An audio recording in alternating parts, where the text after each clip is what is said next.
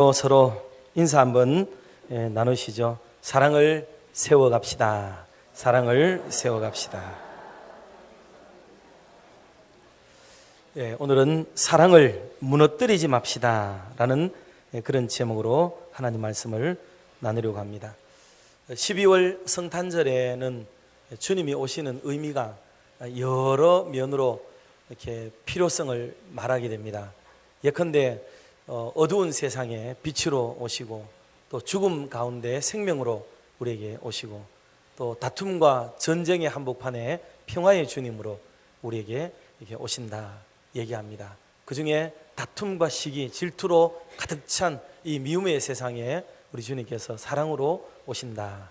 그래서 사랑의 왕, 또 빛의 임금으로 우리 가운데 오시는 절기가 바로 성탄절입니다. 따라서 12월에는 더욱더 우리가 우리 사랑들을 다시 한번 돌아보고, 내 마음속에 주님 모시고 있는지, 주님이 천수백 번을 성탄 되시고 기념이 되신다 할지라도 정작 내 마음에 제대로 탄생하지 않으신다면 그게 어떤 의미와 소용이 있겠는가 하고 노래한 시인도 있는데, 오늘 저와 여러분의 마음속에 또 생활의 한복판에 사랑의 주님, 빛으로 오신 생명의 주님이 우리 마음속에, 또 우리의 삶의 현장 속에 잘 영접되고 모셔지는 그런 은혜가 가득한 성탄이 되기를 주님의 이름으로 축복합니다. 오늘 본문에는 우리 잘 아는 말씀의 내용인데, 예수님이 바리새인 시몬의 집에 초청을 받아서 가시게 됩니다. 식사 초청을 받게 되었어요. 그런데 그 식사 초청 자리에 그 소문을 어떻게 알고 들었던지, 그 동네에서 누가복음 7장 37절에 보니까 죄인으로 규정되어지는 한 여자가 거기에 예수님이 계심을 알고 향유 담은 옥함을 가지고 찾아왔다, 그렇게 말씀을 하고 있습니다. 죄인, 죄를 지은 한 여인, 이게 공식적으로 여성을 가리켜서 죄인이라고 말할 수 있는 그 시대 사람으로서는 오직 창녀밖에 없습니다. 요즘이야 뭐 여성들이 이런 죄 저런 죄를 지을 수 있는 개연성이 많아서 다양한 죄인을, 여성의 죄인을 얘기할 수 있지만, 그때 당시로서 여성이 죄를 지었다, 또 죄인인 여자다 그러면은 그거는 뭐 거의 99.9%는 창녀를 지칭하는 말로 사용되던 시대였습니다. 그러니 이 여인은 창녀였습니다. 식사 자리에는 지금 예수님의 일행만, 예수님 12제자와 예수님을 포함해서 13명이나 그득히 장년들이 자리를 같이 했습니다. 식사를 하기 위해서 같이 앉았죠. 그리고 주인이 있고 주인의 가족이 거기 있었을 것이고, 또 그 시대는 모두가 집단사회, 시족사회였기 때문에 어느 한 집에 잔치가 있다 그러면 남들 제쳐놓고라도 그 집안에 사촌 되는 분들, 육촌, 오촌, 아재 등을 비롯한 그 주변에 있는 지근거리에 있는 식구들이, 또 친척들이 쭉 모여오기 때문에 그것도 한 20명 모여왔을 게 거의 뭐 틀림이 없습니다. 그러니 그거는 또 굵직한 분들이 앞자리에 앉고, 또 여성분들과 어린아이들은 그 곳곳에 뒤편에 셋방에 이렇게 또 자리에 있을 것이기 때문에 그 집은 뭐 빈틈없이 그런 가족과 친척과 그리고 초대받은 손님들로 가득했지요. 그런데다가 예수님이 간다는 소문만 들으면 어김없이 수많은 사람들이 인산인해를 이루며 쫓아다녔으니까 그 사람들도 뭐 말도 못했을 거예요. 그러나 이렇게 집안에 계시다 그러면은 만나기 위해서 어느 정도는 밖에 에워쌌겠지만, 주님이 베세다 언덕처럼 트인 곳에서 모든 사람을 대응해서 말씀을 하는 것이 아니라면 아마 수만의 문의가 있었을 것으로 보기는 좀 억측이 될 것 같아요. 그래서 많은 분들이 그래도 마당으로 비집고 들어오고, 그 안에서 들려지는 소리, 움직이는 행동 하나하나, 웃음소리 하나하나에 의미를 부여하고, 무슨 이유 때문인가, 무슨 말씀을 하셔서 저러는가 하고 귀를 솔깃해하고 그렇게 집중하고 있는 것이 틀림이 없습니다. 그게 지금 시몬의 집에 식사의 자리에 광경이라고 볼 수가 있는 거예요. 그런데 언제 알았는지 죄인인 여자가 향유 옥합 하나를 가지고 예수님께 찾아와서 지금 여기서 참 일반적으로 보면 어설픈 행동을 하는 거예요. 그 식사 자리에 예수님 머리에다가 그냥 향유를 부어버리고, 다른 성경에는 또 발에다가 부어서 씻었다라고 얘기 나오죠. 그리고 그것도 정상적으로 무슨 수건으로 씻거나 이렇게 타올로 씻는 것이 아니고 머리카락으로 또 씻었다 하는 내용이 이렇게 지금 나오고 있는 거예요. 그러니 이게 좀 상황이 가짜는 상황이 지금 벌어지고 있는 거죠. 그런 상황에 있는데 그 여인에게는 사실 용기가 있었죠. 용기가 필요했죠. 자기의 처신과 신분을 또 입장을 고려해 볼 때 그런 공적인 자리에 나타날 만한 버젓한 인물도 아니고 그런 상황도 아니라는데 문제가 있는 거예요. 그럼에도 불구하고 이 여인은 이번에야말로 주님을 만나야겠다는 생각을 가져요. 사실 다른 질병에 걸린 사람들이 예수님을 만났던 상황을 여러분 떠올려 보십시오. 그분들은 뭐 어떻게 해서라도 주님을 찾아갑니다. 밤중에 찾아가는 사람도 있고 지붕을 뚫고 찾아가는 사람도 있고 배를 타고 건너가니까 예수님이 그래 건너가니까 도보로 픽 돌아가지고 갈릴리에서 저 게네사렛 호수를 지나서 그렇게 건너갔던 베스다 언덕까지 지나갔던 그런 사람들도 있단 말이에요. 그러니 어떻든지 예수님을 한번 만나보겠다고 마음을 먹은 그 결단을 가진 사람들의 그 마음을 꺾을 수가 없었던 거예요. 그런 면에서 이 여인은 비록 육체적인 질병은 아니었지만 자기의 삶에 큰 아픔과 힘겨움을 가지고 있었던 게 분명해요. 그래서 이 문제를 주님 앞에서 해결을 받고 싶은 간절한 마음이 분명히 있었습니다. 그래서 그야말로 요즘 아이들 표현으로 개망신살이 뻗쳐질 것이 뻔한 자리에 그 문제의 한복판에 창피와 부끄러움의 한복판에 자기를 내던지고 거기서 주님을 지금 만나고 있는 장면이 본문의 내용이에요. 이를 두고 주님은 보여준 태도와 말씀이 참 대단했죠. 저의 많은 사랑이 용서를 가져오게 됐다고 말하는데 비해서 그 집 주인이었던 시몬은 자기에게 집중되지 못하는 상황 때문인지는 몰라도 당장 이 여인을 욕을 하는 거죠. 비방을 합니다. 그게 누가복음 7장 39절에 근거해서 보면 그렇게 나타나요. 이 시몬은 지금 이 시몬은 바리새인이었거든요. 마음에 이 사람이 만일 선지자라고 한다면 자기를 만지는 여자가 지금 누군지는 알았을 것이다. 이 동네에는 이미 소문 다 난 여자다. 그런데 이 여자가 죄인인 줄 알면서도 지금 버젓이 가만히 있단 말이냐? 아니면 모른단 말이냐? 모르면 선지자가 아니요. 알면서도 버젓이 있으면 좋은 선지자가 아니니 이게 참 난감한 지경이 있는 거죠. 그러니 바리새인인 시몬은 속으로 예수님을 지금 욕하고 있고 비난하는 자리에 있다. 그렇게 말씀을 했어요. 제자들도 이 장면을 보고는 마태이 26장 오늘 본문 8절에 근거해서 보면은 그렇게 얘기했어요. 제자들이 보고 분개하여 이르되 무슨 의도로 지금 이것을 허비하고 있느냐? 직고도 아니었으면서 여자를 두고 하는 말이죠. 이걸 지금 허비한다고. 지금 이 상황을 보고 제자들은 물질과 또는 물량적인 부분들을 집중해서 그거를 근거로 이 상황을 지금 보고 있는 거예요. 시몬 입장에서는 이 여자가 죄인이냐 아니냐의 문제로 이 상황을 지금 보고 있는 거죠. 보는 시각이 다 달라요. 어떻게 보든지 주님이 보시는 방법이 있고 제자들이 보는 방법이 있고 그리고 시몬을 비롯한 바리새인들이 보는 방향성이 있다는 것을 당장 일단 알 수가 있겠죠. 그러니 어떤 사람들은 비방하는 쪽으로 어떤 사람들은 막 화를 내고 분개하는 쪽으로 얘기를 하고 주님은 그에게 말을 하기를 누가복음에 보니까 7장 47절에 저의 많은 죄가 사하여 졌도다. 그의 사랑함이 많음이라. 바라보는 중심이 달라요.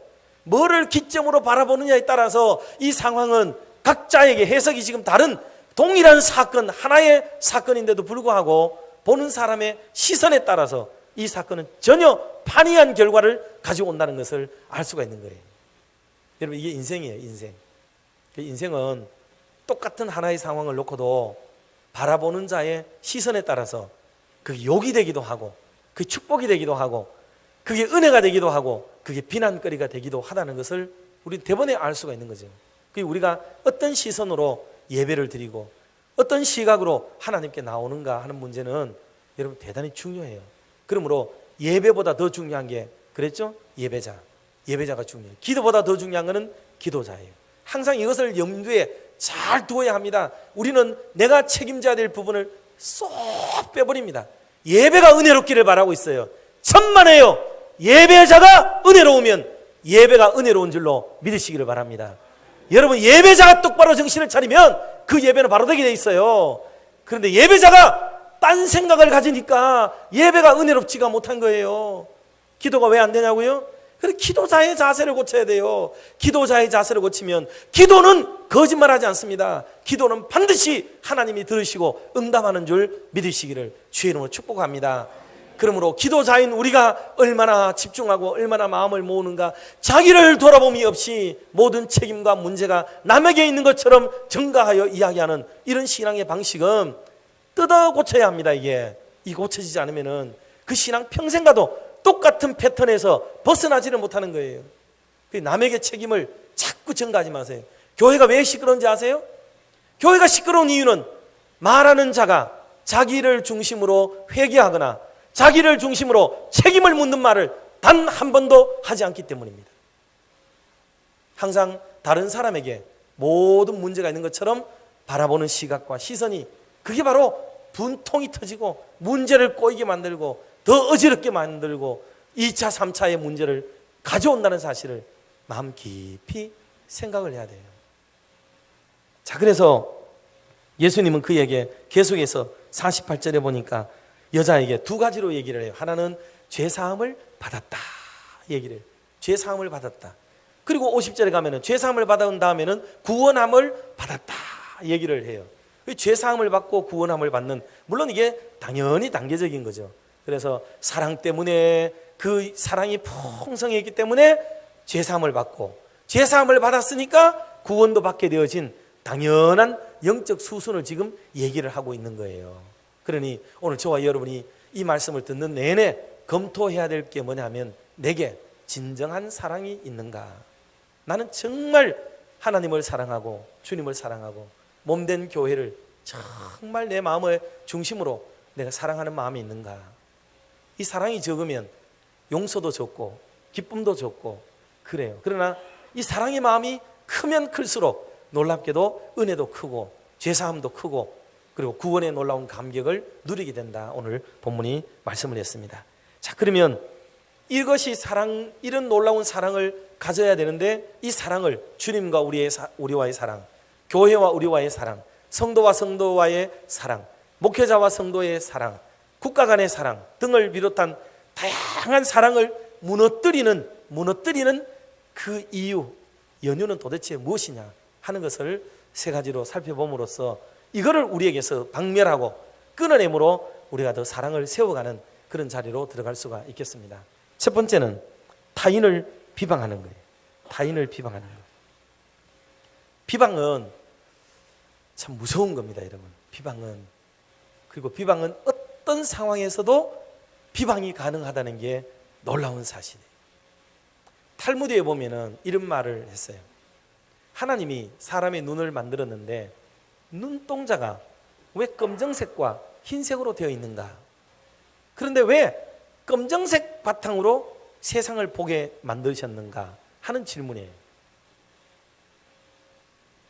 왜 검정색 눈동자를 통해 가지고 세상을 보도록 만드셨는가? 왜 흰색으로 통해 보도록 만들지? 왜 그러셨는가 하는 물음에 탈무드는 그렇게 얘기를 했어요. 어두운 곳을 지나서 어두운 곳을 통하여 밝은 곳을 보도록 하기 위한 하나님의, 창조주 하나님의 생각이시다. 그렇게 얘기를 했어요. 눈동자에는 검정색과 흰색이 있지만 검정색 바탕으로 이렇게 사람이 보이는가 봐요. 그러니 그런 말을 그렇게 한 거죠. 여러분, 어두움에 있다고 어두움만 보이는 것은 사람들 어두움을 탓하잖아요. 어두움이 문제라고 얘기하잖아요. 그런데 실제로 성경적으로 보면 어두움이 문제가 아니에요. 어두움을 어두움으로 바라보기만 하는 그 시각이 더 문제라는 사실을 알 수가 있는 거예요. 설교 시간이지만은 일부에 해보라고 하니까 따라 하시는데, 여러분 8장 한번 껴보실래요? 8장 한번 딱 껴봐요. 8장을 한번 껴면 지금 되게 편하게 꼈잖아요. 자, 이게 여러분이 평소에 8장 끼는 모습인데 반대로 한번 껴보세요. 반대로 한번 껴보시면 어때요? 좀 불편해요? 아니면 편해요? 편하면 좀 이상하지. 예, 편하면, 이게 불편하면은 이게 정상이에요. 그럼 다시 만약에 제자리로 돌아가면 또 안정되고 되게 편안해요.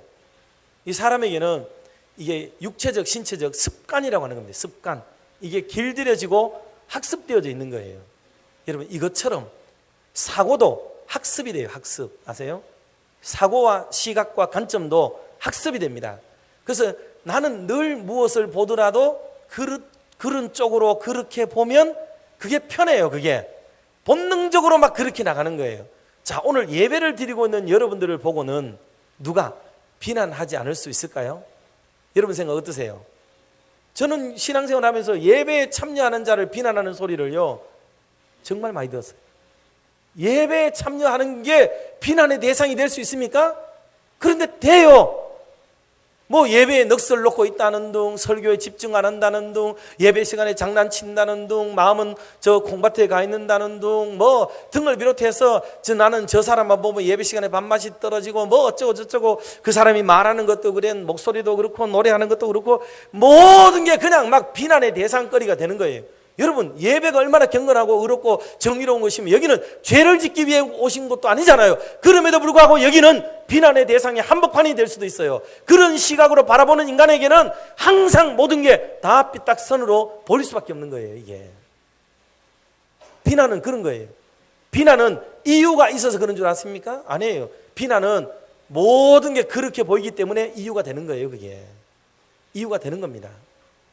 그런 것처럼 시몬은 여성이 와서 예수님 앞에 딱 나와가지고 집중을 글로 시선을 빼앗기게 되고, 자기가 집 주인인데 여자가 지금 나와가지고 저 있는데 그 여자 행실도 올바르지 못하고 더럽고 추한 사람으로 알려진 여자인데 저 여자 앞에 예수님이 히닥거리고 앉아있고, 그 여자가 지금 어떤 데는 머리에 뭐 부었다 그러지만 어떤 데는 발을 씻었다 그러는데, 그 문 여자가 나와가지고 기름을 붓고 머리칼 가지고 또 얼마나 또 간지러운지는 모르겠지만은 그걸 갖다 매만지고 있는데, 그거를 좋다고 가만히 있는 예수님을 보니까 기가 차지도 않는 거죠. 기가 차지도 않는 거죠. 예수님이 진짜 선지자라면 지금 저 여자가 누군지를 알았을 거 아니냐고. 그러면 그 말은 뭐예요? 당장에 걷어치워라, 쫓아내야 되는 게 선지자가 해야 될 일이 아니겠느냐고. 그거를 기대하고 있는 게 바리새인이에요. 바리새인은 상당히 의로운 사람이에요. 자기가 의롭다고 생각하거든요. 경건하다고 생각해요. 율법과 계명을 어기지 않습니다. 그러다 보니 지금 예수님이 행하는 이 일을 짓거리는 거의 이거는 창녀 수준에 준하는 행동을 지금 하고 있다고 여기는 거예요. 이 비난입니다. 비난. 말을 물고 늘어지면 끝도 없이 애드립이 나가요. 그런 자가 말이지 병을 고친다고 그 병을 고침을 받으러 나가야 되냐고. 저런 사람의 입에서 나오는 말이 진짜 말이겠느냐고. 갖다 붙이기만 하면 전부 말이 다 돼요. 비난은 그런 거예요. 비난은 그런 겁니다. 여러분, 이게 비난의 실체예요. 비난은 실체 없이 어떤 시각이 삐딱선을 가지고 얘기만 하면은 전부 말이 다 되는 거, 그게 비난이에요. 비난, 비방. 아세요? 이것을 지금 가지고 있는데 여러분 주변에 보세요. 비난하는 사람들은 대부분 의로운 사람들이에요. 정의로운 사람들, 깨끗한 사람들, 죄를 짓지 않는 사람들, 자기는 문제가 없는 사람들, 주로 그런 분들이 자기 스스로를 그렇게 여기고 말을 그렇게 많이 하게 돼요. 영어에는 이 꼬리표가 비방이다 말을 했어요. 꼬리표 자체가 그게 비방이에요. 어떤 사람에게 저 사람은 그런 사람이야, 한두 번의 어떤 행동, 한두 번의 말 때문에 그 사람은 저런 사람이라고 딱 낙인을 찍어버리고 그런 사람이라고 유를 표명해버리고 딱 지정해 놔버리는 이것, 그것이 바로 꼬리표인데, 그 꼬리표를 붙이는 것 자체가 이미 비방이에요. 비방. 저 사람 원래 몇 번 지각하긴 했지만 맨날 저 사람은 지각하는 사람이야. 딱 정해놔버리는 거예요. 그러다 다음에는 일찍 오면 일찍 오는 것도 비난이야. 오늘 또 일찍 왔네 또. 그게 또 비난이에요. 그러니까 한번 정해놓은 랏대리에는요 딱 들어가야 돼. 자기 생각대로 들어가야 돼. 예측 없이 항상 늦게 오는 인간, 그런 사람. 그리고 내 말이 맞지? 내 말이 맞지? 그래서 늘 비난이 습관화되고 일상화되죠. 어쩌다가 일찍 오면은 일찍 오는 것도 비난이 돼요. 이미 정해놓은 랏대리가 딱 붙은 거예요. 이게 여러분, 이런 정도로 순화된 얘기를 제가 지금 드린 거예요. 그런데 실상은 더 참혹할 정도로 우리는 비방에 익숙해 있습니다. 우리가 잘 깨달아야 돼요. 예수님은 사람에게 이 사람은 이런 사람이다라고 딱 붙여놓은 게 없어요. 근데 우리는 너무나도 이거를 파악한다라는 의미로 저 사람은 저런 사람이라고 규정하고 규명하고 딱 정해놓은 그거를 하는 습관을 자꾸 버려야 돼요. 한두 번 겨우 했을 뿐인데 그걸 가지고 그런 사람이라고 얘기를 해버리고 그런 포맷을 틀을 갖다가 소위 왁구를 갖다 씌워놔버리면 어떻게 되냐고요. 어떻게. 그래서 주님이 바라보는 것은 그런 게 아니에요. 주님은 언제나 사람이 새로워질 수 있다, 달라질 수 있다. 그런데 내일은 좋은 쪽으로 달라질 수 있다, 새롭게 될 수 있다라는 가능성을 늘 보여주시는 게 주의 말씀의 은총이 그거예요. 하나님은 우리를 바라볼 때에 그냥 여러분 죄를 용서해 준다는 개념으로만 있는 줄 아세요? 그게 아니에요. 왜 죄를 용서해 주세요? 그거는 이 죄를 씻어주면 그 다음부터는 더 좋은 사람, 더 나은 삶이 살게 될 것이라는 기대를 가지시는 것이 내포된 의미예요.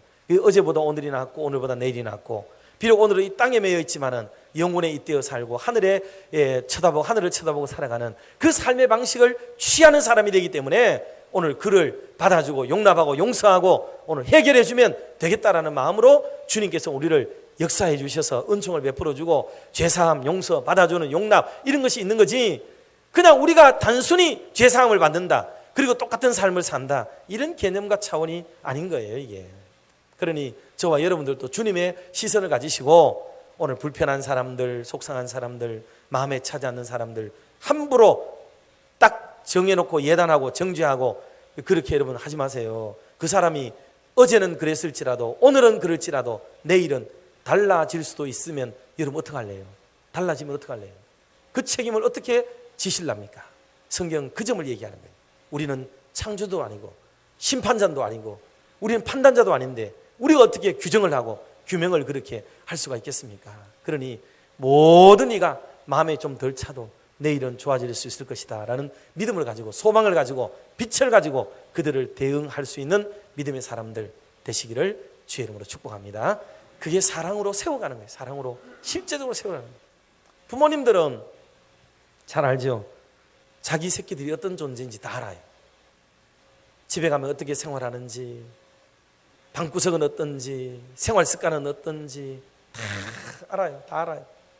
근데 그 아이의 오늘만 보면 부모는 오늘 자살할 정도예요. 그는 삶에 희망이 없어요. 근데 희망이라는 것 자체가 뭐예요? 내일은 달라질 수 있다. 내일은 조금 더 발전되고 달라질 수 있겠다는 이 믿음, 신앙, 이게 신뢰성이 생겨나는 거죠. 그 속에 오늘도 밥 주고 옷 사주고 다 하잖아요. 그래 알을 다 그렇게 기르는 거예요. 오늘은 똥을 쳐주고 내일은 오줌을 쳐주고 다 그래 해도 이 아이는 점차 향상되고 나아지고 성숙되고 성장되고 좋아진다는 이것을 우리는 본능적으로 알고 있어요. 그래서 사람, 자기 가족을 대할 때, 자녀를 대할 때 그걸 두고 죽일 놈 살릴 놈 그런 감정으로는 혹 클 때 사춘기 때 그럴 수 있을지 몰라도 다 지나가 버리는 아무짝에 쓸모없는 것에 불과해요. 왜냐하면 내일이 되면 어제는 다 과거에 지나지 않는 일이 되기 때문에 그런 거죠.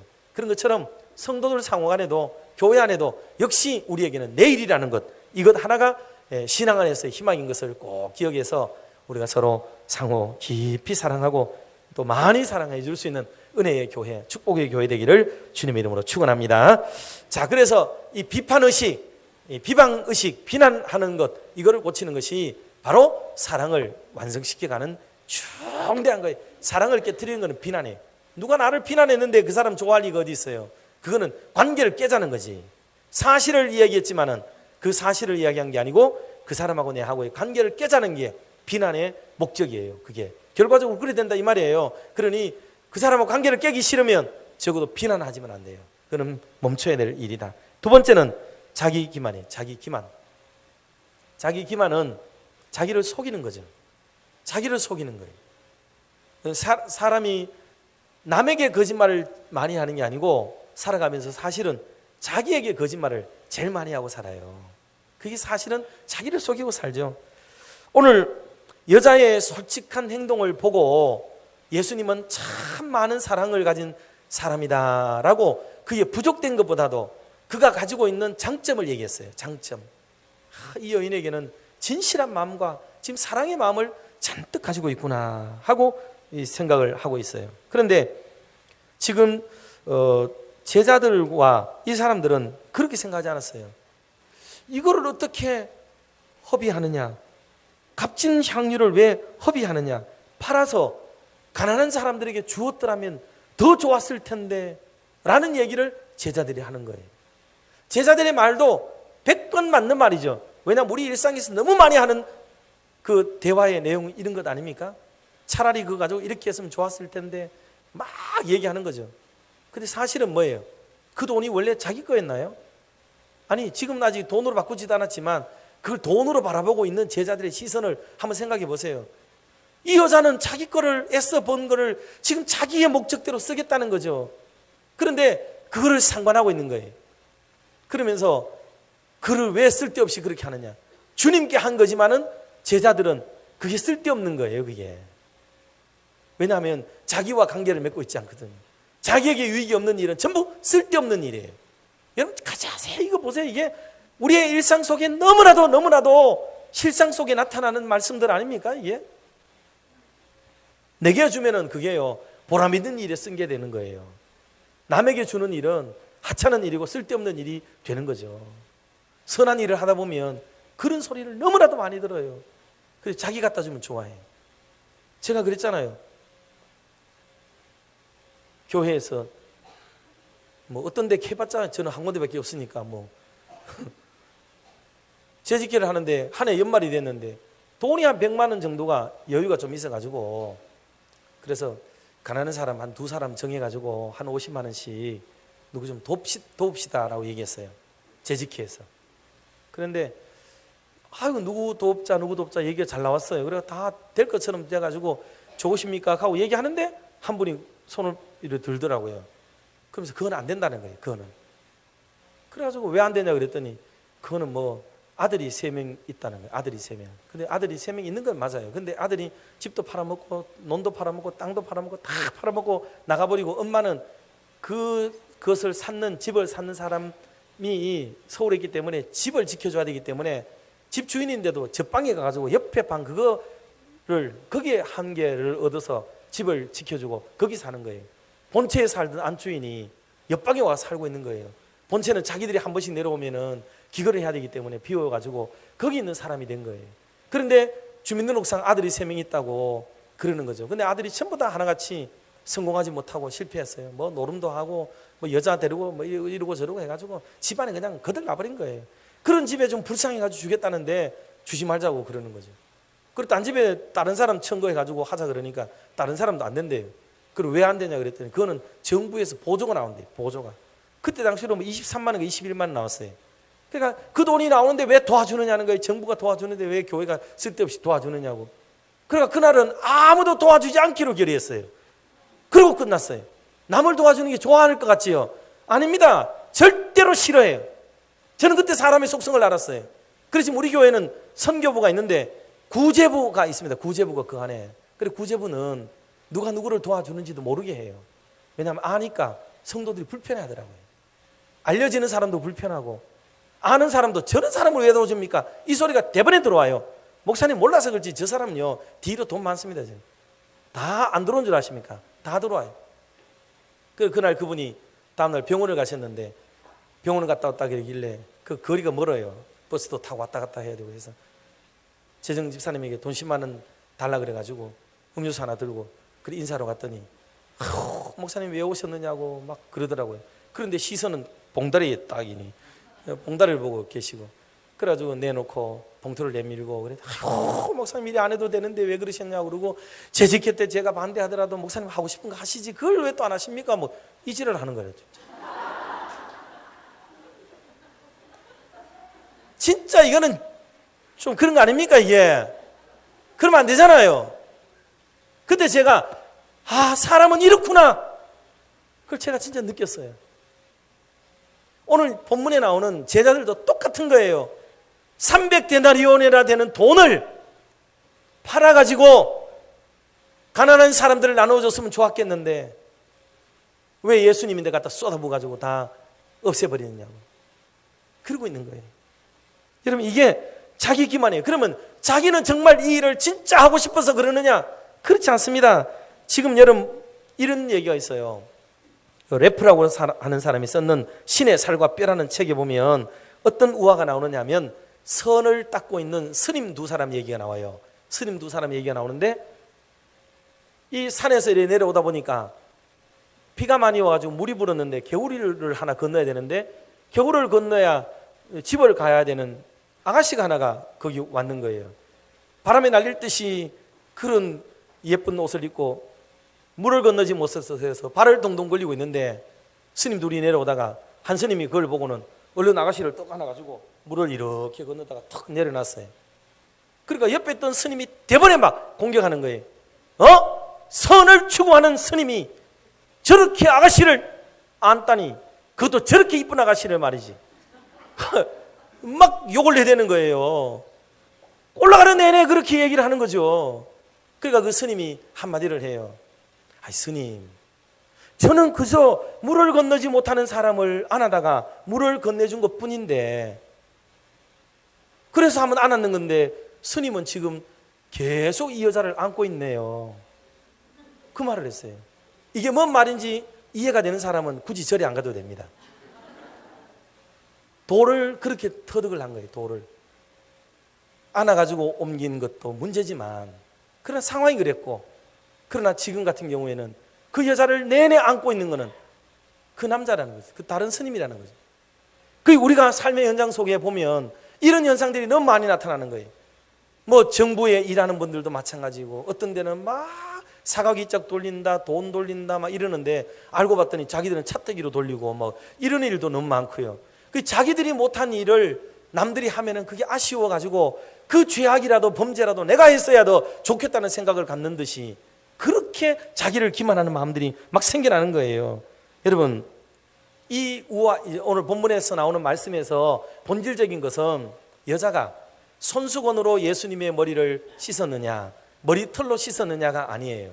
3데나리온의 물량을 소비해서 머리와 발을 씻어드렸느냐, 아니면 300데나리온이나 되는 거금을 투자해서 씻어드렸느냐라는 문제가 본질이 아니에요.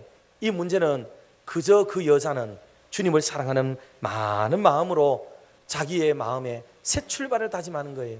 무거운 짐을 내려놓고 주님 안에서 내가 다시 인생을 살고 새롭게 리스타트를 해서 주님 만나면 다 그렇게 된다대. 주님 만나면 질병도 고침받고 병든 자가 고침을 받고 눈먼 자가 눈을 뜨고 앉은 뱅이가 일어서고 놀라운 새로운 인생을 살게 된다던데, 광명을 찾는다던데, 새로운 출발이 이루어진다던데, 나도 내 인생 한번 꺾어버리고 주님 만나고 새롭게 한번 살아봤으면 좋겠는데, 그래서 주님을 찾아왔는데 이 많은 사람 부끄럽지만은 개의치 않고 왔는데 오직 그거 하나만 바라보고 주님 만나고 있는데, 거기서 찾아오는 수많은 시선들과 이런 비난들과 자기 기만한 얘기들로 인해서 이 여자는 숨이 막힐 듯한 고통의 자리로 지금 몰고 가지고 있는 것입니다. 여러분, 이게 교회 안에서 신앙생활하는 우리들에게 나타나는 현상이 아니고 무엇입니까? 예수님을 따르는 제자들에게 나타나는 마음이에요. 정작 자기들은 그렇게 하지 않으면서 기만하는 행위, 이게 바로 문제다 하는 것을 지적받을 수가 있어요. 마지막 세 번째는 이거를 버려야 되는데, 어두운 마음이에요. 어두운 마음, 캄캄한 마음이죠. 역사는, 잘못된 역사는 전부 깜깜한 데서 일어나죠. 전부 좋지 못한 것들, 어두움에 있습니다. 그러나 사랑은 밝음이에요. 빛이죠. 태양을 향해 가게 되는 것입니다. 환한 것이고 모두가 이게 공인할 수 있는 것들이고 드러날 수 있는 것인데, 이거는 참으로 생각만 해도 아름답고 좋은 겁니다. 너무너무 좋은 거예요. 그런데 어두운 데로, 컴컴한 데로, 그런 데 가는 것은 좋은 게 아닙니다. 저도 옛날에 술집을 가본 적이 있어요. 그런데 저는 술을 마시진 않습니다. 신문 배달하러 갔어요. 신문 배달하러 갔는데 아침에 술집을 가게 되면은 이 사람들이 밤에 술집 문도 안 닫고 간 데가 많아요. 전부 다 퍼져가지고. 그래 들어가 보면 막 테이블마다 엉망이에요. 그래서 저희들은 신문 넣어주고는 꼭 그 가면은 선배들이 가르쳐줘요. 요 테이블 이렇게 조사를 해가지고 보면은 그 먹다 남은 그거 안주가 되게 맛있어요. 그거 짭짜리하고 땅콩도 있고 뭐 요렇게 납작한 거 뭐 생강 같은 것도 있고, 그거 한 주 먹으면 그날은 막 신나는 겁니다. 그리고 저녁에는 수금하러 가는데 가보면 문을 열고 들어가면 밖에 있다 들어가면 아내가 하나도 안 보여요. 캄캄해요. 그럼 눈을 감고 한참 있어야 돼요. 한참 있다 눈을 뜨면은 길이 보이고 사람이 보일 정도로 그거 막 어둡고 그렇더라고요. 그러나 여러분, 밝은 데는 가보세요. 밝은 데는 도서관을 비롯해서 이런 좋은 곳을 생각해 보세요. 거기는요 전부 불이 밝아요. 환합니다. 좀 나쁜 짓 하는 데는 전부 어두컴컴하고 뒷골목으로 댕기기를 좋아하는 사람 있잖아요. 어두컴컴하게 뭔가 하여간 불의 농도가 그걸 말해주는 거예요. 지금은 뭐 적정하게 사람 독서 등이 필요한 록스가 있기 때문에 그렇게 하겠지만 그런 걸 떠나서 일반적으로 어둠은 그런 겁니다. 성탄불을 왜 밝히겠어요? 이거는 캄캄하니까 밝히는 거예요. 환하게 밝혀서 어둠을 몰아내겠다는 의미로, 그런 취지로 빛 대신 주님을 상징하는 마음으로 하는 거죠. 자, 그래서 오늘 제자들의 마음은 캄캄한 거예요. 시몬의 마음도 캄캄한 거예요. 그래서 주님이 그렇게 얘기를 하는 거예요. 이 두 부류를 향하여서 얘기하는 거예요. 야, 300데나리온에 해당되는 걸 소진했다고 너희들이 뭐라 그래? 너희들 다시 한번 생각해봐. 너희들은 손님이 오면은 관례적으로 떠다주는 물 한 그릇도 발 씻으라고 떠다주지 않았잖아. 발을 씻어주기는 했어? 그거는 귀한 손님이 올 때에 주인이 해야 되는 당연한 풍습인데도 불구하고 시몬 너는 내게 밥은 주었지만은 그런 행위는 하지 않았잖아.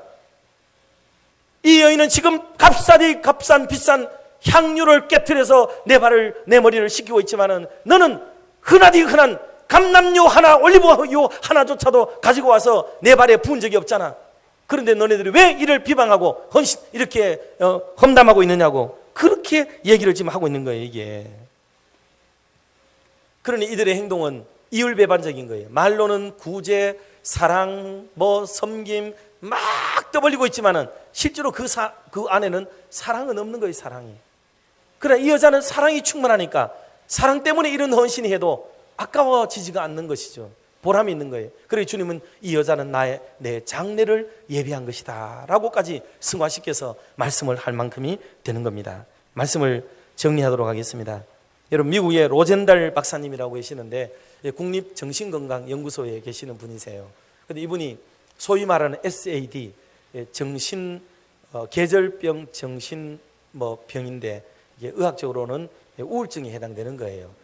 이 우울증이라는 것은 계절 따라서 그 사람의 마음이, 감정이 혼란이 오는 경우를 가리키는 말이지, 우리가 일반적으로 아는 우울이라는 개념으로 이해하고 있지 않습니다. 병리학에서는 훨씬 더 가볍게 사실은 여기고 있는 그런 감정의 무질서 정도에 되는 거에 해당돼요. 근데 이거를 좀 치료하는 방법에 대해서 이분이 연구를 많이 했는데, 어떤 연구 방법을 냈느냐 하면 그 환자들을 평소에 자기들이 쓰고 있는 전등 밝기에 10배 정도 되는 밝기의 방을 하나 만들고 그 안에서 하루에 한 5시간 정도씩 있도록 하는 거예요.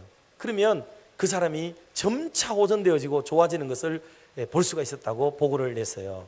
계절이 바뀌어지면, 예를 들어서 지금 같으면은 연말이 성탄이 오면은 막 성탄에 대한 기대가 있잖아요. 뭔가 선물도 받아야 되고 데이트도 해야 되고 좋은 일이 생길 거라고 여기고 막 행복할 거라고 여기는데, 막상 현장은 살림살이에 걱정해야 되고 막 우울하고 암울하고 막 무너져 버리고 속상하고 이런 일이 생기니까 여기서 오는 딜레마가 막 생겨서 어려움이 생기게 되는 거죠. 봄이 돼도 봄이 오지 않는 거예요. 겨울이 가고 흰 겨울이 지나면 봄이 와야 되는데, 봄이 돼도 먹고 살 것도 없고 시종자도 없고 이 돈이 없어가지고 뭔가 삶을 힘차게 전진해 보면서 해봐야 되겠는데 할 수가 없는 상황이죠. 그래서 항상 이상과 현실 사이에서 고통과 괴리와 아픔을 겪고 있는 사람들에게 오는 이 정신분열에 대한 마음들이 우울이라는 거예요. 그런데 밝은데 환하게 들어가 버리면 이것이 하나하나 치료가 되고 회복이 된다는 거예요.